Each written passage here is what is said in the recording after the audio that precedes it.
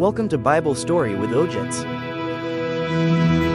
In the beginning, before the echo of time, there was a garden. Not just a place of earth and water, but a living symphony of creation, breathed into existence by the Almighty. Here, light did not simply fall. It danced upon leaves of emerald and gold, and the very air was thick with the sweet fragrance of life, untouched by decay.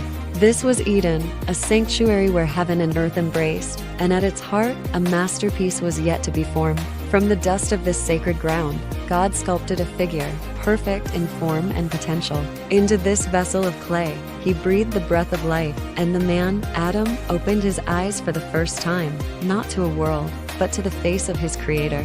He was not merely a creature, but a companion, tasked with tending the garden and giving names to every living thing that moved upon the earth. In this profound communion, Adam walked with God in the cool of the day, his spirit resonating with the harmony of paradise. Yet, amidst the splendor and the chorus of life, a solitary note was heard. It was not good for the man to be alone. So, the Lord caused a deep sleep to fall upon Adam, and from his side, from bone of his bone and flesh of his flesh, he fashioned a helper, a counterpart, a completion. When Adam awoke, he beheld her, and in that moment of pure recognition, the first poetry was spoken.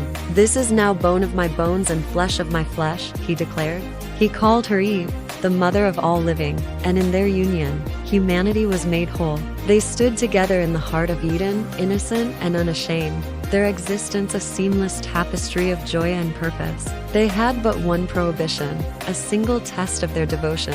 In the center of the garden stood two trees of great significance, the tree of life and the tree of the knowledge of good and evil. Of every tree they could freely eat, but from the tree of knowledge, they were commanded not to, for in the day they ate of it, they would surely die.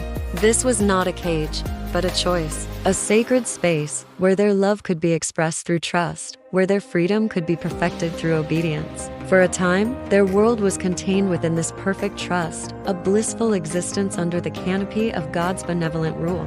But a shadow fell upon the garden. A subtle voice, draped in cunning, began to weave a thread of doubt into the fabric of their reality. The serpent, more crafty than any beast of the field, approached Eve, not with a roar, but with a question, a whisper, designed to fracture her perception of goodness. Did God really say you must not eat from any tree in the garden? It was a seed of suspicion, planting the idea that God was not a generous giver, but a restrictive keeper of secrets. Eve, standing before the forbidden tree, its fruit beautiful to the eye and seemingly desirable for gaining wisdom, found her certainty wavering. The voice continued, a silken promise of enlightenment, "You will not certainly die. For God knows that when you eat of it, your eyes will be open, and you will be like God, knowing good and evil." The promise was intoxicating. To be like God. It was a temptation that struck at the core of their identity, suggesting a path to divinity outside of their relationship with the divine. In that fateful moment, the choice was made. Eve took the fruit, and she ate. She then gave some to Adam, who was with her, and he too ate. And in that act of disobedience, the harmony of creation was shattered. Their eyes were indeed open, but not to godhood. They saw their own nakedness, their vulnerability, their shame. The innocence that had clothed them like light evaporated, replaced by a chilling fear.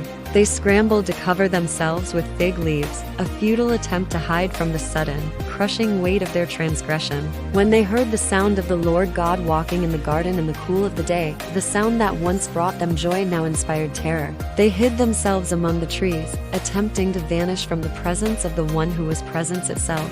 But there is no hiding from the Creator. "Where are you?" He called out, a question not of location, but of condition. It was a call of a broken-hearted father, searching for his lost children. The blame shifted from Adam to Eve, from Eve to the serpent, a fractured chorus of excuses where once there was a symphony of praise. The consequences were severe. Pain, toil, and sorrow entered the world. They were exiled from the garden, the gate guarded by cherubim and a flaming sword, forever separating them from the tree of life. They stepped out of paradise and into a world now marked by struggle and mortality, the echo of what was lost forever imprinted on the human soul. Yet, even in this tragic fall, a glimmer of hope was sown, a promise of a future redemption. A seed of the woman who would one day crush the serpent's head, hinting that this was not the end of the story, but the beginning of a long journey back to the heart of God. Thanks for watching, and don't forget to subscribe.